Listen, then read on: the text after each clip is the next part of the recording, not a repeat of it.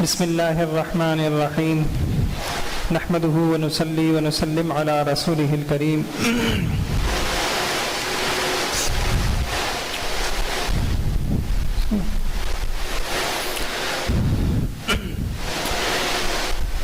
یہ آج کی اور کل کی دو نشستیں ہیں۔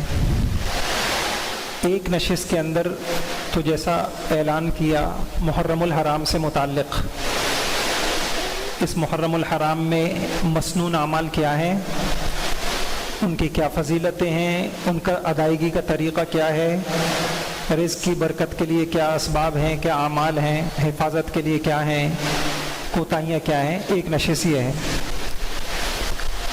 اور ایک دوسری نشست جو بہت ہی زیادہ اہم ہے وہ ہے صحابہ اکرام سے متعلق، جس کے اندر صحابہ اکرام، صحابیت کا تعارف، صحابیت کا مطلب، مصداق، اور صحابہ اکرام کے فضائل، مناقب، اور تیسرے نمبر پر بہت ہی اہم چیز جو ہمارے بچوں کی ضرورت ہے، ہمیں سیکھنے کی ضرورت ہے، ہمارے ایمان کی اس میں حفاظت ہے، وہ ہے صحابہ اکرام کے حقوق۔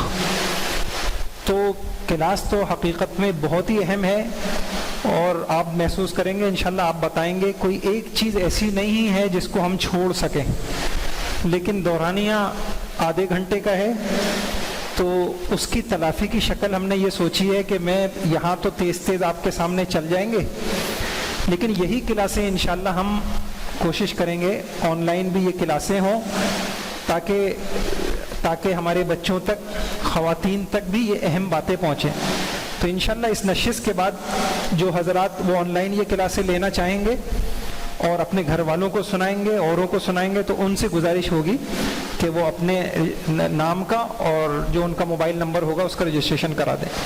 بہرحال یہ مسجد کے ماحول کے اندر اس کا سننا بھی بہت اہم ہے۔ پہلی بات یہ ہے کہ صحابہ اکرام، صحابیت کا مطلب اور مصداق کیا ہے، صحابی کہتے کس کو ہیں۔ آج کل اس تعریف کو بھی زیر بحث لا کر کچھ بد باطن اور کچھ صحابہ دشمن وہ اس کی کوشش کرتے ہیں کہ نعوذ باللہ کچھ بڑے بڑے صحابہ کو ان کے اوپر نفاق، اور نعوذ باللہ ان کو فلاں، ان کے اوپر ارتداد، نفاق کا الزام لگائیں۔ تو صحابی کی تعریف جو محدثین نے اور بڑے بڑے علماء نے صحیح تعریف بیان کی ہے کہ صحابی اس خوش نصیب ہستی کو کہتے ہیں جس نے حضور پاک صلی اللہ تعالی علیہ وسلم سے بحالت اسلام ملاقات کی ہو اور اسلام ہی پر ان کی وفات ہوئی ہو۔ اب یہاں دیکھیں، ایک بات یہ کہی بحالت اسلام ملاقات کی ہو، چاہے وہ ملاقات مختصر ہو، وہ ملاقات طویل ہو، ان صحابی نے حضور صلی اللہ علیہ وسلم سے کوئی روایت کی ہو، نہیں کی ہو، وہ صحابی حضور پاک صلی اللہ علیہ وسلم کے ساتھ کسی غزوے میں شریک ہوئے ہوں، نہ ہوئے ہوں، انہوں نے آنکھوں سے حضور کو دیکھا ہو یا وہ نابینا ہو، نہ دیکھ سکتے ہوں، نہ دیکھا ہو، یہ سارے صحابی کہلائیں گے۔ بس یہ تعریف جس نے اسلام کی حالت میں حضور صلی اللہ علیہ وسلم سے ملاقات کی۔ البتہ ایک بات اس میں کہ اسلام ہی کی حالت میں ان کی وفات ہو۔ چنانچہ اگر کوئی شخص تھا کفر کی حالت میں حضور صلی اللہ علیہ وسلم سے ملاقات ہوئی اور کفر کی حالت میں مر گیا، اس کو صحابی نہیں کہیں گے، اور کفر کی حالت میں ملاقات ہوئی اور حضور صلی اللہ علیہ وسلم کا انتقال ہو گیا اور اس کے بعد وہ مسلمان ہوئے، ان کو بھی صحابی نہیں کہیں گے۔ تو بات تعریف کیا ہوئی؟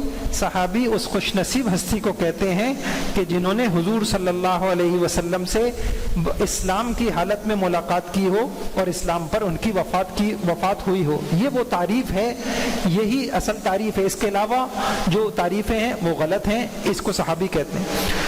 اگلی بات، یہ ایک عنوان ہمارا حل ہو گیا اور اس تعریف سے انشاءاللہ بڑے مسئلے حل ہوں گے۔ اگلی بات، صحابہ اکرام کے فضائل کیا ہیں، مناقب کیا ہیں، قرآن و حدیث میں ان کی کیا تعریف کی گئی ہے، کیا صفات بیان کی گئی ہیں۔ تو صحابہ اکرام کی پہلی صفت، صحابہ اکرام پختہ ایمان والے اور پکے سچے مومن ہیں۔ آپ قرآن کریم میں دیکھیں گے کہ کہیں اللہ رب العزت کہتے ہیں اولئک هم المؤمنون حقا، یہی لوگ پکے سچے مومن ہیں. کہیں اللہ پاک جو ہے کہتے ہیں ولیکن حبب الیکم الایمان، ایمان ان کے دل کی زینت بن گئی ہے، ان کے دل میں راسخ ہو چکا ہے. کہیں اللہ رب العزت فرماتے ہیں اولئک کتب فی قلوبہم الایمان، ان کے دلوں کی تختیوں کے اوپر ایمان لکھا جا چکا ہے، یہ ایمان کے اندر پکے ہیں. ایک واقعہ لکھا ہے کہ کسی صحابی سے یا کسی نے پوچھا، کیا تابعین نے کسی صحابی سے پوچھا کیا صحابہ کرام ہنسا بھی کرتے تھے؟ انہوں نے کہا ہاں اللہ کی قسم ہنستے تھے. والایمان فی قلوبہم اعظم من الجبال، لیکن ہنسنے کی حالت میں بھی ان کے دل میں جو ایمان ہوتا تھا وہ پہاڑوں سے زیادہ بلند ہوتا. آگے روایتیں آئیں گی پہاڑوں سے. ایک صحابی سے حضور صلی اللہ علیہ وسلم نے پوچھا کیف اصبحت یا حارثہ، حارثہ صبح ہوئی ہے، ذرا اپنی ایمان کی کیفیت تو بتاؤ، کس کیفیت کے ساتھ تم نے یہ صبح کی ہے، کیا نوعیت ہے؟ تو انہوں نے کیا کہا، آپ تصور کریں، وہ کہنے کأنی انظر الی اہل الجنۃ یتزاورون، کیفیت ایمان کی یہ ہے میں دنیا میں ہوں لیکن ایسا محسوس ہوتا ہے کہ میں اپنی آنکھوں سے جنت کا مشاہدہ کر رہا ہوں، اپنی آنکھوں سے جنت والوں کو دیکھ رہا ہوں، ان کی نعمتوں کو دیکھ رہا ہوں، ملاقاتوں کو دیکھ رہا ہوں، ان کی خوشیوں کو دیکھ رہا ہوں، اور اپنی آنکھوں سے جہنم والوں کو چیختا پکارتا دیکھ رہا ہوں. آپ تصور کیجئے جن کی یہ کیفیت ایمان کی ہوتی ہوگی ان کے اعمال کیسے ہوتے ہوں گے، ان کے اخلاق کیسے ہوتے ہوں گے، ان کی تجارت، ان کی صفات کیا ہوتی ہوں گی. تو یہ صحابہ اکرام کی مختصر سی ایمانی کیفیت. اگلی ایک خاص صفت جو صحابہ اکرام کی تھی، دوسری صفت، جتنے بھی صحابہ اکرام تھے، یہ بہت غور سے سننے کی بات ہے، وہ سارے کے سارے صحابہ قابل اعتماد تھے، ثقہ تھے، وہ سارے کے سارے ہدایت یافتہ تھے. یہ عقائد کی کتابوں میں لکھا ہوا ہے الصحابۃ کلہم عدول، سارے کے سارے صحابہ وہ ثقہ ہیں، وہ نیکوں کی فہرست میں آتے ہیں، وہ قابل اعتماد ہیں، یہ سارے کے سارے. اب یہ جو بات مشہور ہے کہ صحابہ عادل ہیں، تو عدالت کا مطلب کیا ہے، اس کو بہت غور سے سنیے. جو تمام کبیرہ گناہوں سے اجتناب کریں، صغیرہ گناہوں کے عادی نہ ہوں، اور کسی صغیرہ گناہ پر مداومت نہ کریں. یعنی عجیب بات، آپ تصور کریں ہم میں سے کون ہے جس کی زندگیوں میں کبیرہ گناہ نہیں ہے؟ کبیرہ گناہ کوئی بھی نہیں، صغیرہ گناہ کی عادت نہیں، صغیرہ گناہ پر اصرار نہیں. یہ صحابیت کی زندگی تھی. اور لیکن یہ واضح رہے کہ معصوم نہیں تھے صحابہ اکرام، ان سے غلطی ہوئی ہے، بعضوں سے غلطی ہوئی ہے، معصوم صرف انبیاء تھے.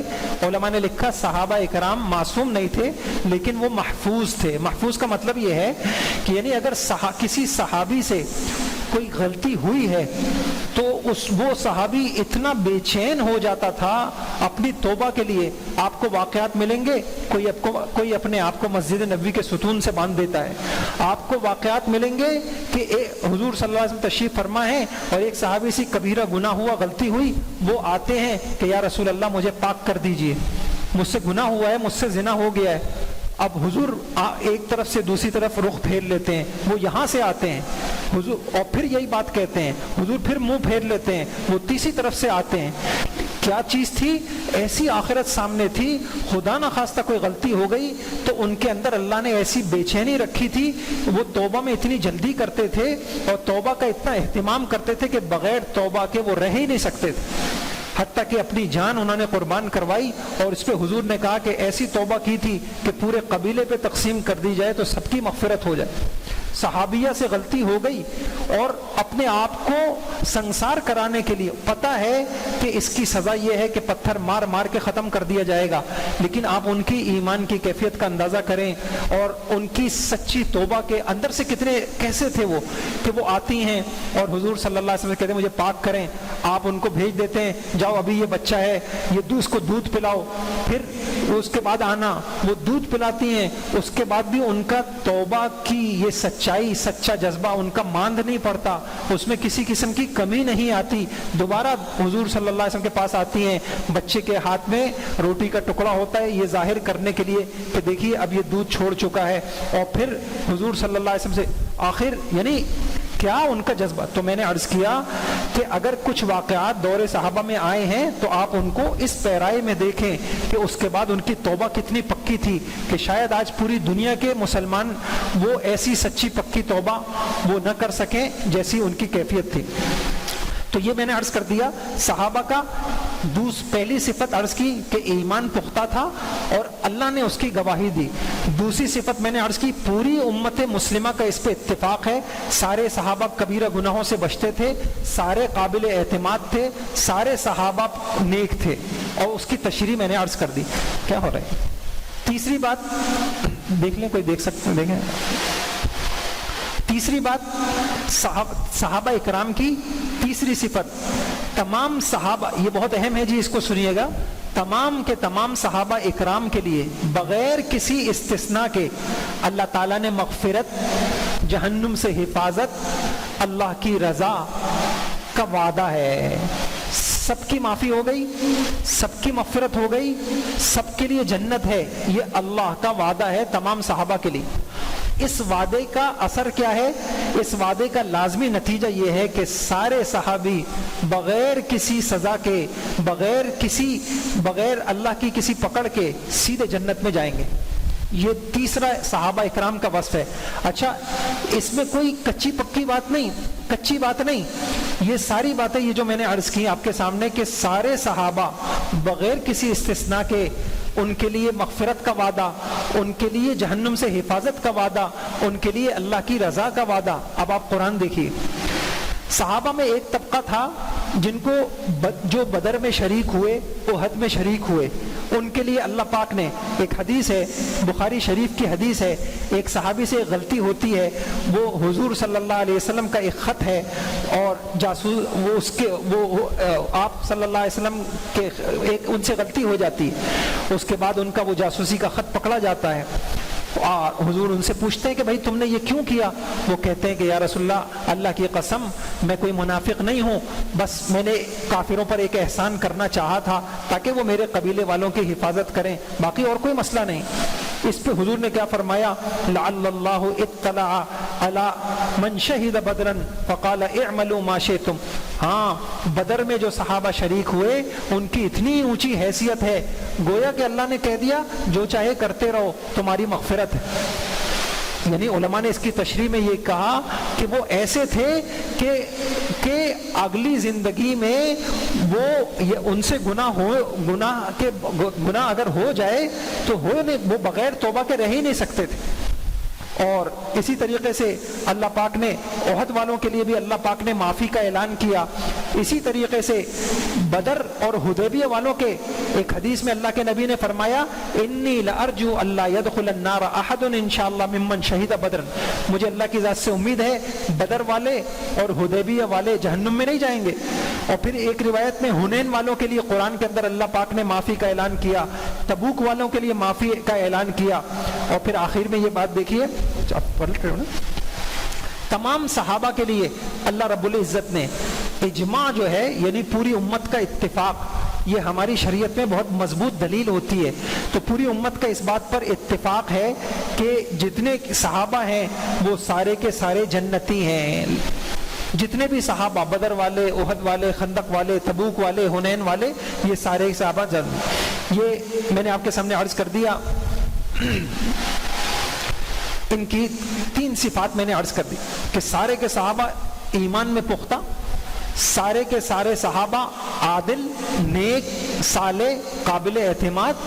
تیسری بات کہ سارے کے سارے صحابہ کے لیے اللہ کی طرف سے مغفرت, جنت کی بشارت اور مغفرت اور معافی کا اعلان. یہ چوتھی بات, سارے کے سارے صحابہ وہ امت کے محسن ہیں. تمام صحابہ جو ہیں وہ امت کے محسن ہیں. 2 بنیادی باتیں سمجھیے گا.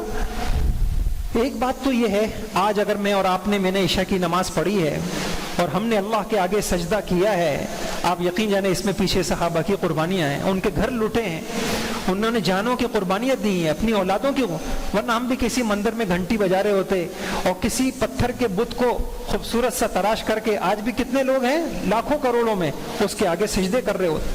اگر آج میں اور آپ کلمہ گو ہیں, اگر آج میں اور آپ اللہ کو پہچانتے ہیں، اگر آج میں اور آپ قرآن پڑھتے ہیں، آج میں اور آپ حضرت محمد صلی اللہ تعالیٰ علیہ وسلم کا تعارف ہے، حضور کو پہچانتے ہیں، تو پیچھے صحابہ اکرام کی قربانیاں ہیں، صحابہ اکرام کی قربانیاں ہیں۔ یہ آپ اگر نیٹ پہ سرچ کریں تو یہ تک کتابیں لکھی گئی ہیں کہ پاکستان میں صحابہ اکرام آئے، پاکستان میں صحابہ اکرام آئے، اس کی تحقیق کر کے آخر مکہ چھوڑا، مدینہ چھوڑا، اپنا گھر چھوڑا، کاروبار چھوڑا، کیا کرنے آئے تھے یہاں، کیا لینے کے لیے آئے تھے؟ مجھے اور آپ کو کلمہ دینے کے لیے۔ تو ہمارے جتنے صحابہ ہیں وہ سارے کے سارے صحابہ وہ ہمارے محسن ہیں۔ پہلی وجہ اس کی یہ ہے کہ انہوں نے امت کے لیے قربانیاں بہت دی ہیں، انہوں نے کس مظلومیت کے ساتھ، انہوں نے کتنا ظلم سہا، جانی، مالی، خاندانی، کوئی تکلیف ایسی نہیں ہے جو برداشت نہیں۔ آپ کو اس کی تفصیل دیکھنی ہو آپ حیات الصحابہ میں دیں۔ خود قرآن کہتا ہے پھر صحابہ نے کیا کیا؟ صحابہ نے اللہ اور رسول کی محبت میں اپنے عزیز و اقارب کو چھوڑا، اپنے رشتہ داروں کو چھوڑا۔ اور تیسری بات، صحابہ اکرام نے حضور کی نصرت کی، صحابہ اکرام نے اللہ کے دین کی نصرت کی، اللہ کے دین کی مدد کی، اللہ کے کلمے کو بلند کیا۔ اور یہ ایک اللہ بڑے عالم ہیں، ان کی عبارت ہے، میں آپ کو سناتا ہوں۔ صحابہ اکرام نے حضور صلی اللہ علیہ وسلم کی نصرت کے لیے عرب و عجم سے لڑائی مول لی، اور آپ صلی اللہ علیہ وسلم کی نصرت اور حمایت میں عزیز و اقارب سے جنگ کی، اس کے مقابلے میں باپ اور بیٹے، چچا اور ماموں کی پرواہ نہیں کی۔ قرآن کریم اور احادیث نبویہ اور احکام شریعت صحابہ اکرام کے ذریعے امت تک پہنچے۔ اگر صحابہ اکرام قرآن کو جمع نہ کرتے، احادیث اور احکام کو روایت نہ کرتے، تو امت کو نہ قرآن کا علم ہوتا، نہ حدیث کا علم ہوتا، نہ آپ کی شریعت کا پتہ چلتا، نہ آپ کی نبوت کا۔ صحابہ حضور اور امت کے درمیان واسطہ ہیں۔ صحابہ اکرام نے دنیا میں اسلام کا جھنڈا بلند کیا، کتاب و سنت کی نشر و اشاعت کی۔ حضور صلی اللہ علیہ وسلم کے بعد، وصال کے بعد جو بھی مسلمان ہوا وہ صحابہ کی برکت سے مسلمان ہو، وہ صحابہ کی برکت سے مسلمان ہوا۔ یہ صحابہ اکرام کی قربانیاں تھیں۔ تین واقعات، ایک دو واقعات میں اس میں عرض کر دیتا ہوں۔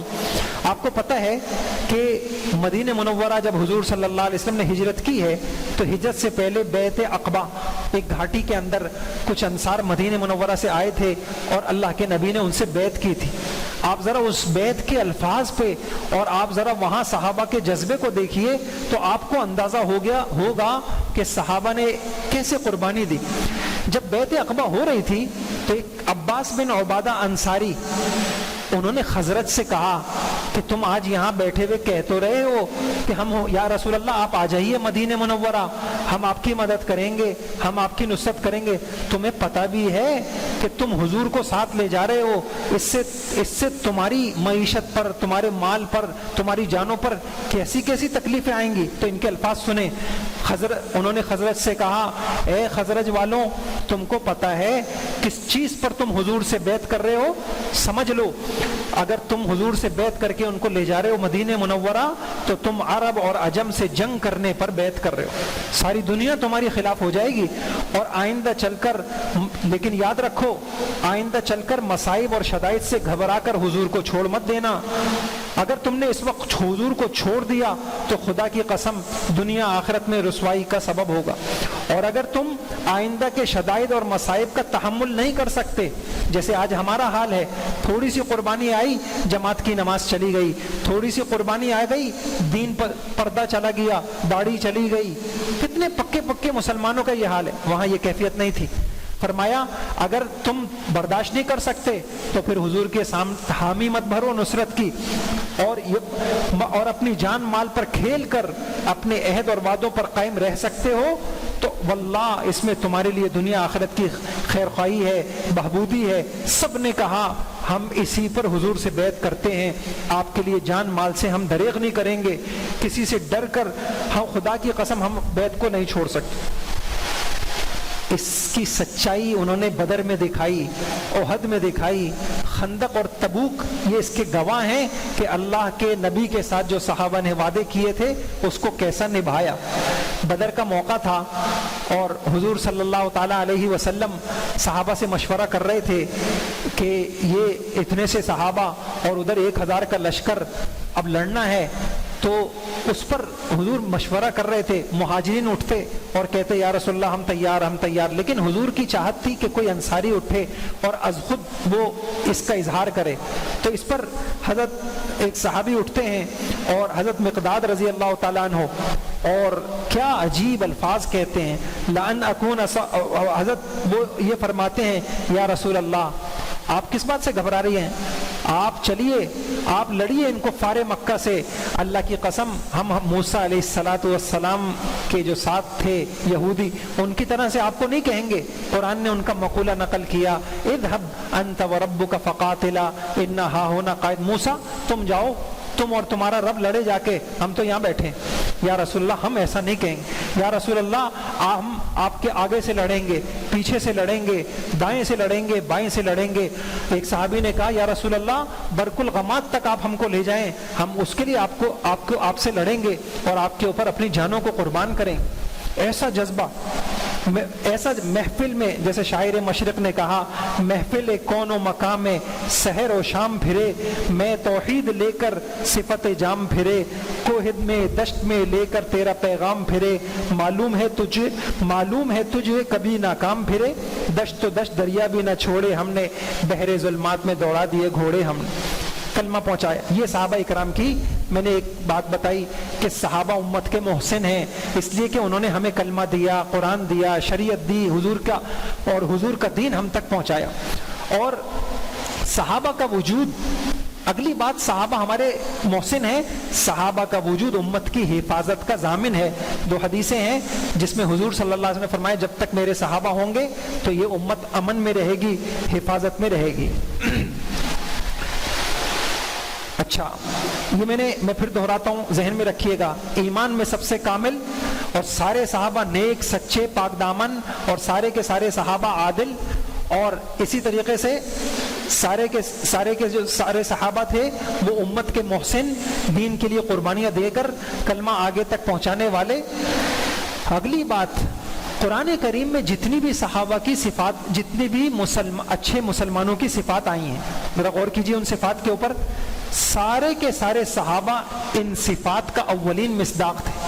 ذرا دیکھیے قرآن میں کہیں آپ کو ملے گا مسلمین, مومنین, قانتین, خاشعین, صادقین, صابرین, متصدقین, حافظین, ذاکرین, منفقین, مستغفرین, صدیقین, شہداء, صالحین, توبہ کرنے والے, عبادت کرنے والے, حمد کرنے والے, سائحین, راکعین, رکوع کرنے والے, راتوں کو اٹھنے والے, امر بالمعروف کرنے والے, اللہ کے حدود کی حفاظت کرنے والے, سبقت کرنے والے, آپس میں رحم دل, اللہ اور آپس میں اللہ کے اولیاء, اور راشدین, محسنین, مخبتین, موقنین, متوکلین, محتدین, مجاہدین, خیر البریہ, خیر امہ, امت وسط. علماء نے لکھا ہے یہ ساری صفات اگر آج کسی کے اندر جمع ہو جائیں, سارے صحابہ ان صفات میں ادنا نہیں اعلیٰ درجے کی ان صفات کو شامل تھے. اگلا دیکھیں آپ, بہت اچھے صحابہ کی صفات, نظریں نیچی, خیالات اونچے, فکر وسیع, دل نرم, طبیعت فقیرانہ, ذہن عالمانہ, چہرہ مسکراتا, زبان دلیرانہ, اخلاق پیغمبری, معاملات دیانت دارانہ, قدم نفس پر, انجام عرش پر, جوانی جنگی, چہرہ مسکرانا, محبت تلوار سے, خوف قہار سے, شوق شہادت سے, آرزو جنت. اور یہ اپنی طرف سے نہیں, آپ قرآن کے اندر صحابہ کی صفات دیکھیں, احکم الحاکمین نے ان کی صفات اللہ پاک نے بتائی. چھٹی صفت جو صحابہ کی ہمیں ملتی ہے, کیا وقت ہوا میں ہے, صحابہ چنے ہوئے منتخب بندے ہیں. علماء نے لکھا انبیاء کے بعد امت میں سب سے بہتر ہستی وہ صحابہ کی ہے. قرآن کی بہت ساری آیتیں ہیں, حضور صلی اللہ علیہ وسلم کی بہت ساری حدیثیں ہیں, میں یہاں تفصیل سے عرض نہیں کر سکتا. اب ایک اہم ترین بات حضرت تھانوی رحمۃ اللہ علیہ نے لکھی ہے, بہت اونچی بات ہے, اس کو غور سے سنیے. حضرت تھانوی رحمۃ اللہ علیہ فرماتے ہیں صحابہ اکرام کا ہر فرد سارے عالم کے مسلمانوں سے افضل ہے. یعنی بعض روایتوں میں ملتا ہے کہ کسی نے پوچھا تھا کہ حضرت معاویہ رضی اللہ عنہ افضل ہیں جو کہ صحابی ہیں یا عمر بن عبد العزیز, تو کہنے والوں نے کہا تم معاویہ اور عمر بن عبدالعزیز کا تقابل کر رہے ہو؟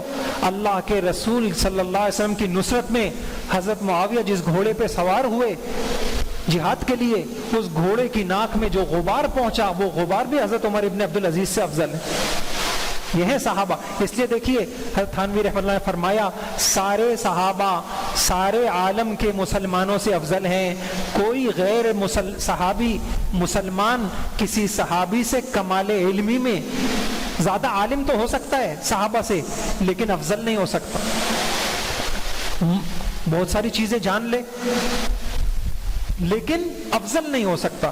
یہی بات اور علماء اور ابن تیمیہ رحمۃ اللہ علیہ نے بھی فرمائی ہے۔ بہرحال دو باتیں میں نے آپ کے سامنے عرض کی، صحابہ کہتے کس کو ہیں، اور دوسری بات صحابہ اکرام کی صفات، خوبیاں، عادات، اخلاق اور ان کے مناقب، ان کے فضائل کیا تھے۔ اگلی اہم ترین بات، یہ ہم نے مناقب سن لیے، اب ہمارے اوپر ان کے کچھ حقوق ہیں۔ یہ وہ تعلیم ہے جو آج ہمیں ہر بچے کو یاد، اگر ہم نے اپنے بچوں کو یہ نہ سکھایا، آپ یقین جانیں ہم نے حضور سے بے وفائی کی، ہم نے صحابہ سے بے وفائی کی، اپنے محسنوں سے بے وفائی کی، اور اللہ کے محبوب ترین بندوں سے ہم نے بے وفائی کی۔ اگر میں نے آئنسٹائن تو اپنے بچوں کو رٹایا، ہم نے ان سے تو متاثر کیا، اور اللہ کے نبی کے صحابہ کی عظمت اپنے بچوں کے دل میں نہ بٹھائی، تو ہم نے بہت بڑا جرم کیا۔ اب صحابہ اکرام کے حق سنیے۔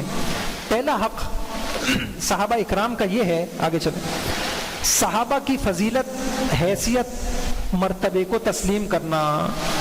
قرآن اور حدیث میں صحابہ کے جو فضائل آئے ہیں، امتیازی خصوصیات بیان ہوئی ہیں، صحابہ اکرام کے امت پر جو احسانات ہیں، جو ان کی قربانیاں ہیں، صحابہ کا حق ہے کہ ہم ان سب فضائل کو، ان کی خصوصیات کو، ان کے احسانات کو، ان کی قربانیوں کو ہم دل و جان سے تسلیم کریں، اور دوسروں کو، خاص طور سے اپنی اولادوں کو ان کا تعارف کرائیں، اور اپنی اولادوں کو صحابہ سے متاثر کرائیں۔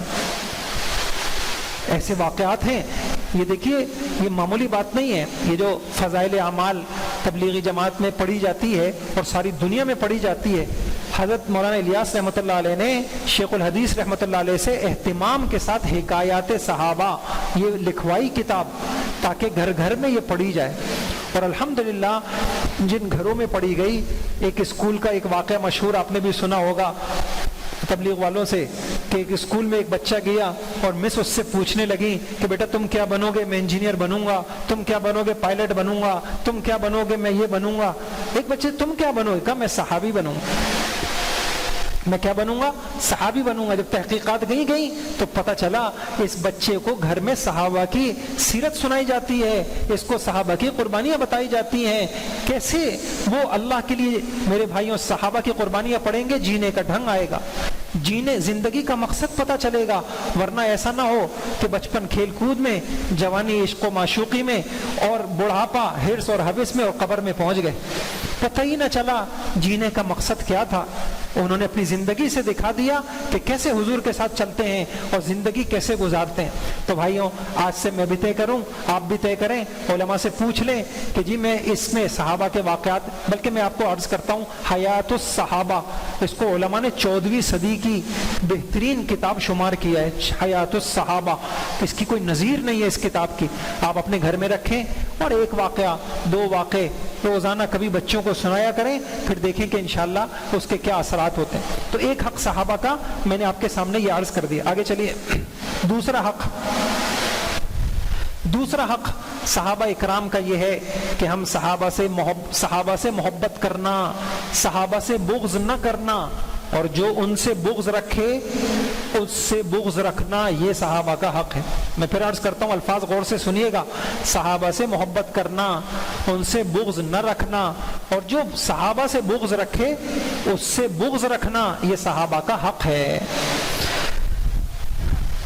پہلی بات، اللہ تعالیٰ صحابہ سے محبت کرتے ہیں، قرآن میں ہے اللہ کن سے محبت کرتے ہیں؟ توبہ کرنے والوں سے، استغفار کرنے والوں سے، پاکیزہ لوگوں سے، نیکوں سے، صبر کرنے والوں سے، عدل انصاف کرنے والوں سے، تقوی والوں سے، توکل والوں سے، اور حضور کی سنتوں پہ چلنے والوں سے. اور یہ ساری صفات صحابہ میں اعلیٰ درجے کی تھیں.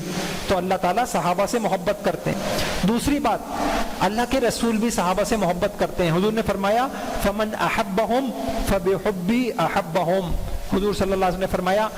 تیسری بات، اللہ کے نبی کی ایک حدیث سے پتہ چلتا ہے اللہ کے نبی کی یہ کوشش ہوتی تھی کہ میرے دل میں صحابہ کی محبت رہے اور میرے دل میں کسی صحابی کے بارے میں کوئی بدگمانی، کوئی کدورت، کوئی برا خیال نہ آئے. اس لیے حضور کہتے تھے کہ مجھے کوئی غلط باتیں، کوئی غیبت کی باتیں مت سنایا کرو. میں چاہتا ہوں کہ جب میں صحابہ کے پاس آؤں اور میں صحابہ کے مجمع میں آؤں تو میرے دل میں سارے صحابہ کی محبت ہو، کسی کی کدورت نہ ہو. تو یہ کیا پتہ چلا؟ اللہ کے نبی بھی صحابہ سے محبت کرتے تھے. اگلی بات، ہمیں بھی صحابہ سے محبت کا حکم ہے. مثلا صحابہ میں ایک طبقہ اہل بیت کا ہے تو قرآن کریم کے اندر ہے، بلکہ حضور صلی اللہ علیہ وسلم نے فرمایا کہ اپنی اولاد کو 3 چیزیں سکھاؤ. اپنے نبی کی محبت سکھاؤ، اہل بیت کی محبت سکھاؤ، قرآن مجید پڑھنا سکھاؤ. ایک حکم یہ ہے. اگلی بات، حضور صلی اللہ علیہ وسلم نے فرمایا اچھا صحابہ سے محبت کا حکم ہے. ایک روایت میں آتا ہے کہ حضور صلی اللہ علیہ وسلم نے فرمایا آیت الایمان حب الانصار و آیت النفاق بغض الانصار. ایمان کی نشانی اور علامت صحابہ سے محبت کرنا ہے اور نفاق کی نشانی صحابہ سے بغض کرنا ہے. تو حضور ان حدیثوں سے ہمیں کیا سکھا رہے ہیں؟ حضور ہمیں یہ بتا رہے ہیں کہ میرے صحابہ سے محبت کرو، میرے صحابہ سے نفرت نہ کرو. پھر صحابہ تو دور کی بات ہے، ہمیں تو حکم ہے عام مومنین مومنات بھی آپس میں محبت کریں، نفرت نہ کریں. تو جو صحابہ سے تو بطریق اولا یہ حکم ہوگا. اور پھر صحابہ کے احسانات کا تقاضا بھی ہے. دیکھیے کسی کے اوپر احسانات ہوتے ہیں، اس کے تقاضے ہوتے ہیں. صحابہ کے احسانات کا تقاضا بھی یہ ہے کہ ہم ان سے محبت کریں. کس بڑی اچھی بات لکھی ہے، غور سے سنیے گا. قرآن کریم، احادیث نبویہ، احکام شریعہ صحابہ کے ذریعے امت کو ملے ہیں. یہ میں نے پیچھے عرض کر دیا تھا. پھر عجیب بات یہ ہے، انسان کسی سے محبت کیوں کرتا ہے؟ انسان اس کے کمالات سے متاثر ہوتا ہے. تو صحابہ کی اتنی خوبیاں تھیں، ان خوبیوں کا تقاضا بھی یہ ہے کہ ہم صحابہ سے محبت کریں. میں یہاں صرف اشارے دے رہا ہوں، ان خوبیوں کو عرض نہیں کر رہا. اگلی بات، صحابہ سے بغض نہیں کرنا. ہمیں قرآن میں دعا سکھائی ہے، ربنا اغفر لنا. ہمیں بتایا ربنا اغفر لنا ولاخواننا الذین سبقونا بالایمان. صحابہ سے بغض نہیں رکھنا. اور ایک اہم بات یہ ہے، جو صحابہ سے بغض رکھے اس سے بغض رکھنا یہ بھی صحابہ کا حق ہے.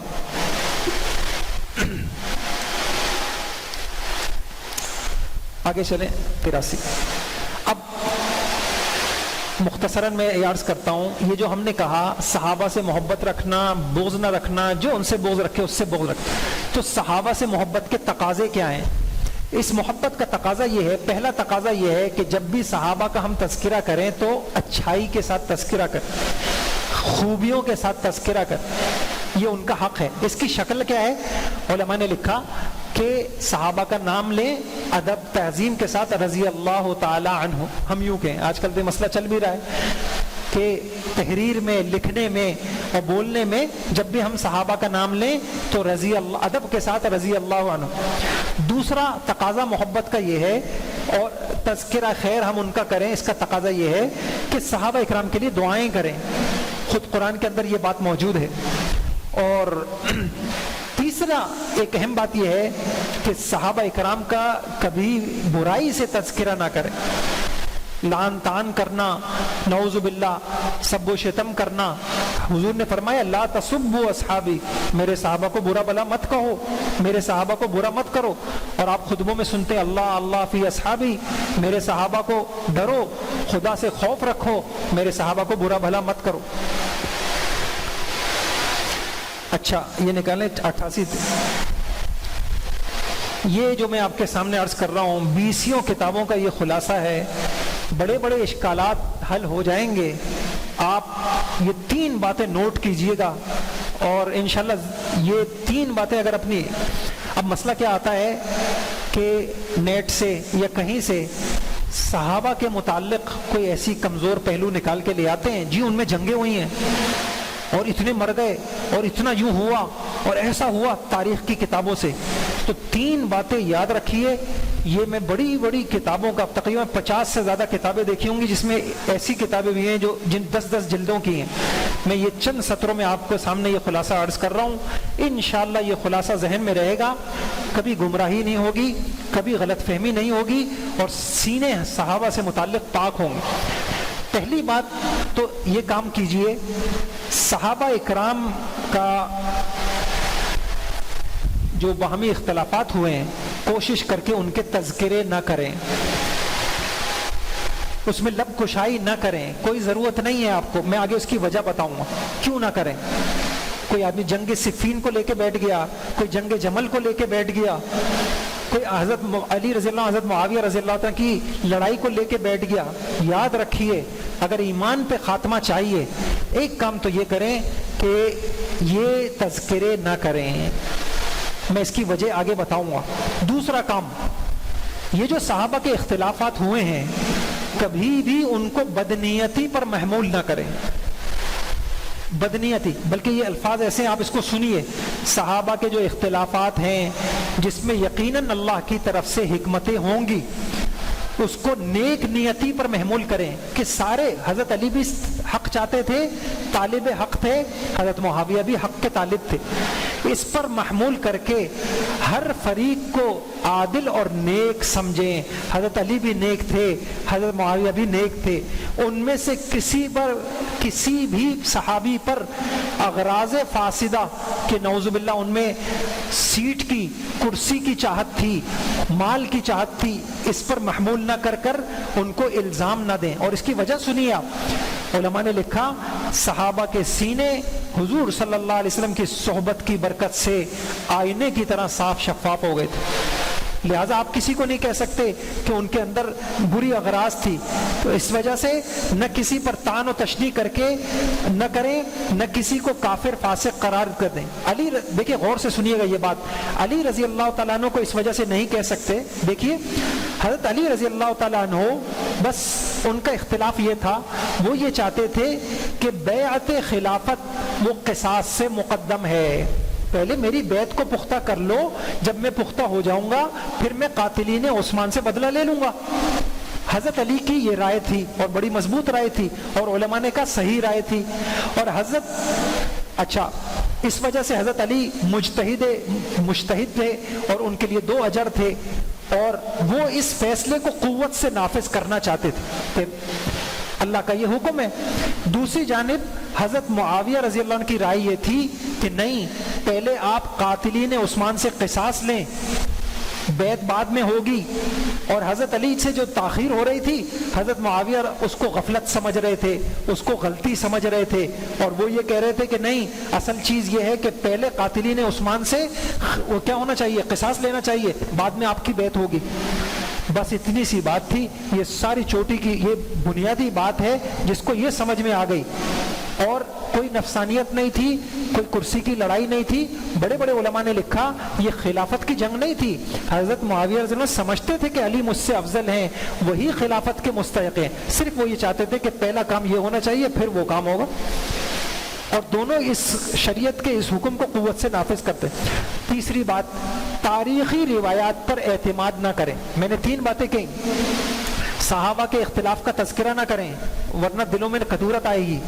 دوسری بات، صحابہ کے اختلافات کو کبھی بھی کسی فریق کو بدنیتی پر محمول نہ کریں، برے غرض پر محمول نہ کریں، اور مال کی جنگ اس کو قرار نہ دیں، کرسی کی جنگ قرار. اور تیسری بات، جتنی تاریخی روایات ہیں ان پر اعتماد کر کے، دیکھیں میں نے آپ کو قرآن کی کتنی آیتیں سنائیں، تاریخی روایت کی وجہ سے قرآن کی آیتوں کو نہ چھوڑیں. قرآن نے جو کہا ان کے بارے میں سب کی مغفرت، سب عادل، سب نیک، سب متقی، وہ مقدم ہے، تاریخ کی روایتیں بعد میں ہیں. اگر کوئی بات تاریخ کی وہ ٹکرائے قرآن سے اور حضور کی حدیث متواترہ سے تو ہم تاریخ کو چھوڑ دیں گے، ہم قرآن کی بات کو لیں گے. بس یہ 3 کام ہم کر لیں، ہمیں اسی کا حکم ہے۔ حضور نے کہا اذا ذکر اصحابی فامسکوا، جب میرے صحابہ کا تذکرہ آئے رک جایا کرو۔ اور دوسری بات یہ ہے صحابہ کے لیے استغفار کا حکم ہے، صحابہ اور ان تذکروں میں کوئی فائدہ بھی نہیں ہے۔ جب اللہ نے ان کی مغفرت کر دی، آپ گھڑے مردے کیوں نکال رہے ہیں؟ میں نے ساری آیتیں بتا دی، مغفرت ہو چکی، سارے نیک ہیں، سارے عادل ہیں، اجماع ہے۔ اب نہیں جی یوں ہوا، اس کی ضرورت ہی نہیں ہے۔ اور صحابہ کا برائی سے تذکرہ نہ کرو، ان تذکروں میں امت کا نقصان ہے۔ علماء نے کہا جو یہ تذکرے کرے گا اس کے دل میں صحابہ کی بغض آ جائے گا، خطرہ ہے کہ اس کا خاتمہ برا نہ ہو جائے۔ اور تیسری ایک آخری اہم بات سنیے گا، ہم اس زمانے میں موجود نہیں تھے۔ ارے آج ہماری سیاست کے کتنے مسئلے ہیں جو ہم آج کے دور میں موجود ہیں، ہمیں تو ابھی کرونا کا مسئلہ ہی سمجھ میں نہیں آ رہا۔ ہم آج کے دور میں موجود ہیں، ہم صحیح فیصلہ نہیں کر پا رہے، مصنوعی ہے، خلقی ہے، کیا ہے، کتنا اس میں کیا ہے، فلاں ہے، کتنا اختلاف ہوا۔ تو ہم صحابہ کے دور میں موجود نہیں ہیں، ہمیں نہیں پتہ کس فریق کی کیا مجبوری تھی، کیا اس کا عذر تھا، کیا وہاں حالات تھے، اور وہ فریق کیا چاہتے تھے، انہوں نے کیا فیصلے کیے، ہم وہاں نہیں تھے۔ تو اس وجہ سے بہتر یہ ہے کہ ہم ان کا تذکرہ نہ کریں۔ اور آخری بات کہ صحابہ اکرام کا آخری تیسرا حق میں عرض کر دوں، صحابہ اکرام کی اتباع کریں۔ صحابہ اکرام کی اتباع کیوں کرنی ہے؟ 3-4 باتیں آپ غور سے سن لیجئے گا، صرف میں ہیڈنگ پڑھوں گا، تفصیلی انشاءاللہ آن لائن کورس میں بہت تفصیل سے اس کو پڑھائیں گے۔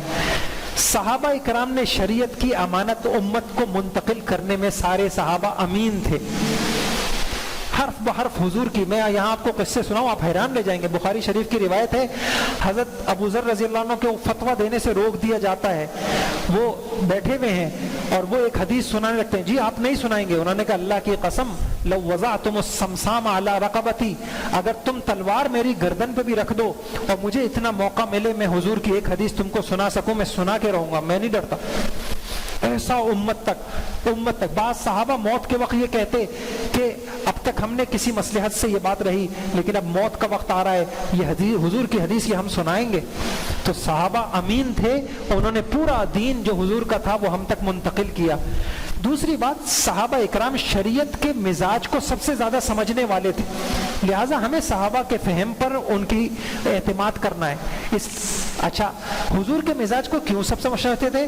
اس لیے کہ صحابہ حضور کے سب سے پہلے شاگرد تھے، بعد والے بعد میں تھے۔ اور صحابہ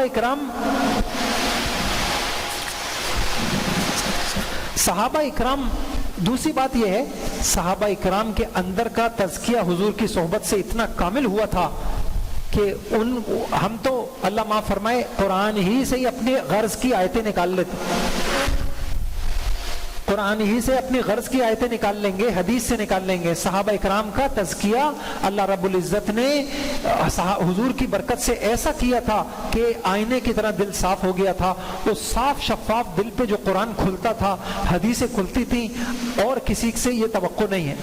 پھر ان کی فطرت سلیمہ تھی اور وہ اپنے علم پر عمل کرتے تھے، اور حضور بہت سے صحابہ کے لیے حضور کی دعائیں تھیں، یا اللہ ان کو دین کی سمجھ دے دے، اور علم ان کا گہرا تھا، عربی ان کی زبان تھی، تو جتنا وہ دین کو سمجھیں گے۔ اور نزول شریعت کے عینی شاہد تھے، وہی کو نازل ہوتے دیکھا، نزول شریعت کے۔ بخاری میں واقعہ ہے، ایک صحابی کہتے ہیں کہ حضرت عمر سے کہتے ہیں مجھے دکھانا کبھی حضور کے اوپر وحی کیسے آتی ہے۔ ایک موقع مل جاتا ہے، حضور کے اوپر وحی آتی ہے، بہت جلدی آؤ آؤ میں تم کو دکھاؤں حضور کے اوپر وحی کیسے نازل ہوتی ہے۔ وحی کو اترتے دیکھا، حضور کی مدد دیکھی، قرآن حضور سے سمجھا۔ اس لیے صحابہ مزاج شریعت کے سب سے زیادہ جاننے والے تھے، اس لیے ہم ان کے اوپر اعتماد کریں گے، اور ان کے اوپر اعتماد کر کے اسی وجہ سے علماء نے لکھا، مثلا قرآن کی تفسیر ہے تو سب سے پہلے قرآن کی تفسیر قرآن سے ہوگی، قرآن کی تفسیر حدیث سے ہوگی، اس کے بعد صحابی کا قول۔ امام ابو حنیفہ کہتے تھے میں سب سے پہلے مسئلہ قرآن سے لیتا ہوں، اس کے بعد حدیث سے لیتا ہوں، پھر میں صحابہ کے اقوال دیکھتا ہوں، صحابہ نے کیا کہا، تو بھائیوں میں نے یہ بس 3 حق بتا دیے کہ صحابہ اکرام کا حق ہے، ان کی فضیلت، ان کی منقبت کو ہم سمجھیں۔ دوسرا حق میں نے عرض کر دیا، صحابہ سے محبت کریں، محبت کا تقاضا میں نے عرض کر دیا، ہمیشہ ان کا تذکرہ اچھائی سے کریں، تعظیم کریں، رضی اللہ عنہ کہیں، دعائیں کریں، کبھی ان کے لیے برے لفظ استعمال نہ کریں۔ اور 3 باتیں، ان کے اختلافات میں بہترین تعلیم میں نے عرض کر دی، ان کے اختلافات کے قصوں کو نہ چھیڑیں، اس میں کوئی فائدہ نہیں ہے، اس میں ہمارا نقصان ہے۔ اور ان کے اختلافات میں کسی فریق کو بدنیتی پر محمول نہ کریں۔ اور تیسری بات، وہ اختلافات میں تاریخی روایات پر اعتماد نہ کریں، قرآن و حدیث نے جو ٹھوس باتیں صحابہ کے متعلق کہی ہیں ان پر اعتماد کریں۔ صحابہ کا یہ محبت کے تقاضے ہیں۔ اور تیسرا حق صحابہ کا ان کی اتباع ہے، ان کی زندگی کی اتباع، ان کی دین فہمی کی اتباع۔ اللہ پاک مجھے آپ کو عمل کی توفیق عطا فرما دے۔ یہ باتیں بہت تفصیل کے ساتھ آپ کے بچوں تک پہنچنی چاہیے، نسلوں تک پہنچنی چاہیے، خواتین تک پہنچنی چاہیے۔ یقین جانیں میرے پاس میسج آتے ہیں، ابھی کچھ دنوں پہلے ایک خاتون نے میسج بھیجا کہ جی یعنی بخاری سے ادھر ادھر کی بات توڑ مروڑ کر حضرت عمر رضی اللہ تعالیٰ پہ اعتراض ہو رہا ہے، اور سامنے والا ایسا کہتا ہے کہ مسلمان حیران ہو جاتا ہے کہ یار یہ تو حدیث سے بتا رہے ہیں، نعوذ باللہ حضور صلی اللہ علیہ، اور تو پھر ہمیں جواب دینا پڑتا ہے۔ اس کی ضرورت کیوں پڑی کہ صحیح باتیں سنی نہیں، اپنے گھر والوں کو سنائی نہیں، بچوں کو سنائی نہیں، کوئی بھی غلط بات کان میں پڑتی ہے دل میں وسوسہ آ جاتا ہے صحابہ کے متعلق، اور اسی حال میں مر گئے تو پھر ہم کیا کریں گے؟ اللہ پاک مجھے آپ کو عمل کی توفیق عطا فرما دے۔ یہ جو حضرات چاہتے ہیں کہ یہ آن لائن جو کلاسیں ہوں گی وہ ان کے واٹس ایپ پہ ان کو مل جائیں، ان کے گھروں تک پہنچیں، وہ آگے پہنچائیں، تو یہ موجود ہیں۔ کون موجود ہیں جی؟ کھڑے ہو جائیں ذرا، آپ حضرات کھڑے ہو جائیں۔ ان حضرات کو اور ہو جائیں، کن کن کے ذمہ ہیں؟ تھوڑا سا پھیل جائیں، بس 3 ہی ہیں اور نہیں ہیں، ٹھیک ہے، مجمع زیادہ ہے، اور ہو جائیں۔ اچھا، اور یہ میرا نمبر لکھا ہے سلائڈ کے شروع میں۔ اچھا، جو نہ لکھوا سکیں یہ میرا نمبر نوٹ کر کے لے جائیں، جو لکھوا سکتے ہیں وہ لکھ لیں، تو اس پہ بتا دیں۔ ان قریب انشاءاللہ ہم یہ سلائڈیں بھی اس پہ ہم ڈالیں گے، ان سلائڈوں کو بھی سمجھائیں گے اور یہ سلائڈیں بھی بھیج دیں گے۔ آپ اپنے بچوں کو، نسلوں کو انشاءاللہ یہ سکھائیں۔ اللہ عمل کی توفیق عطا فرمائے۔ سبحان اللہ و بحمدہ، سبحان اللہ العظیم، اللہم صلی علی سیدنا و مولانا محمد وبارک وسلم علیہ۔ اے اللہ ہماری خطاؤں لغزشوں کو معاف فرما۔ اے اللہ حضرت محمد صلی اللہ علیہ وسلم کے صحابہ نے یا اللہ امت تک دین پہنچانے کے لیے جتنی قربانیاں دی ان کو قبول فرما، اور یا اللہ ہمیں ان کی قدردانی کی توفیق عطا فرما۔ آج جو کچھ ہم نے پڑھا یا اللہ اس پر عمل کی توفیق عطا فرما، آگے نسلوں تک پہنچانے کی توفیق عطا فرما۔ آمین و صلی اللہ تعالی علیہ۔